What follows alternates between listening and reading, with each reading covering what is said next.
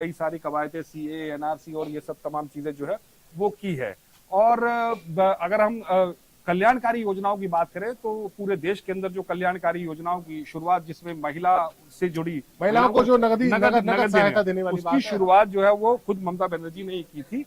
और उसके बाद जो है उसके अंदर उन्होंने आगे धनराशि को बढ़ाया, और इस बार बीजेपी भी लेकर आई है कि वो जो है इस धनराशि को 3,000 रुपए कर लेकिन देगी। नवीन, ये एक मसला अलग है। एक मसला जो मुख्य मसला है बंगाल के चुनाव का, बंगाल के इस बार के चुनाव का, वो दो मुझे नजर आ रहे हैं। पहला है एंटी इनकम्बेंसी जो 15 साल तक की है।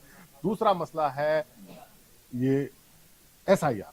एसआईआर एक ऐसी एक्सरसाइज थी जिसने सबसे ज्यादा बज जो क्रिएट की, पहले बिहार में उसकी बज क्रिएट की। बिहार में बहुत सारे वोट्स कटे और उसके बाद बीजेपी की एक लैंडस्लाइड विक्ट्री हुई, बीजेपी अलायंस की, एनडीए की यूं कह सकते हैं। जेडीयू भी जीती और बीजेपी भी जीती। उन्होंने एक तरह से सुपड़ा साफ कर दिया जो इंडिया गठबंधन है उनका।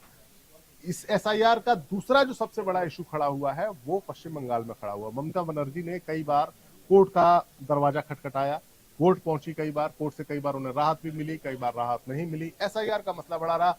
90 लाख से ज्यादा वोटर्स का कटना अपने आप में एक बहुत बड़ी बात है एक राज्य में जहां पर कई सारी सीटें ऐसी होती हैं जहां पर विधानसभा चुनाव में 10,000 के आसपास सीटों से ही हार जीत हो जाती है। ऐसी जगह पर ऐसा 90 लाख वोटर्स का कटना अपने आप में बड़ा इशू था। ये इशू किधर रिफ्लेक्ट होगा? क्या एसआईआर में वोट्स कटना बीजेपी को फायदा पहुंचाएगा? पहला फैक्टर है।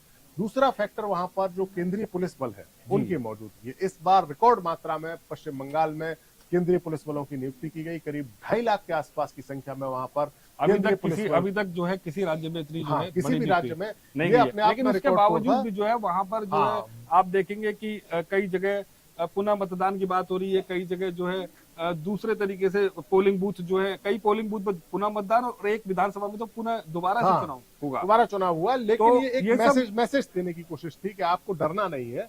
असल में जो सत्ताधारी पार्टी होती है उसके बारे में ये कहा जाता है कि उसकी ताकत से जो विपक्षी मतदाता होते हैं वो थोड़ा डरते हैं, घरों से बाहर नहीं निकलते हैं। लेकिन ये एक मैसेज देने की कोशिश की गई चुनाव आयोग के द्वारा कि केंद्रीय बलों की नियुक्ति की गई है, राज्य पुलिस के भरोसे आप नहीं रखिए। तो ये 93% और 92% जो पहले और दूसरे चरण में चुनाव हुए, उसका कहीं ना कहीं फैक्टर जो है वो यही है कि ये भी एक फैक्टर है। बड़ा फैक्टर यहाँ पर एसआईआर है नवीन, क्योंकि एसआईआर में जो 90 लाख वोटर जहां पर कटा तो मैसेज गया, एक मैसेज भी गया। साथ में ये बात भी हुई कि जो वोटर जिनके नाम कटे उनमें से अधिकांश वो थे जो शायद मर चुके थे। जी। तो उनके नाम पर वोट डाले जा सकते थे। तो ये एक वोटिंग परसेंटेज बढ़ने की एक वजह एसआईआर है, एक वजह सीआरपीएफ या केंद्रीय पुलिस बल हो सकते हैं, तीसरी वजह यहाँ पर एंटी इनकम्बेंसी हो सकती है, और चौथी वजह यह भी हो सकती है कि फाइट चूंकि इतनी तेज इंटेंसिव फाइट लड़ी जा रही है तो फिर दोनों पार्टियों के मतदाता अपने घरों से निकले, या जो अप्रवासी हो गए हैं यहाँ पर दिल्ली में, गुड़गांव में,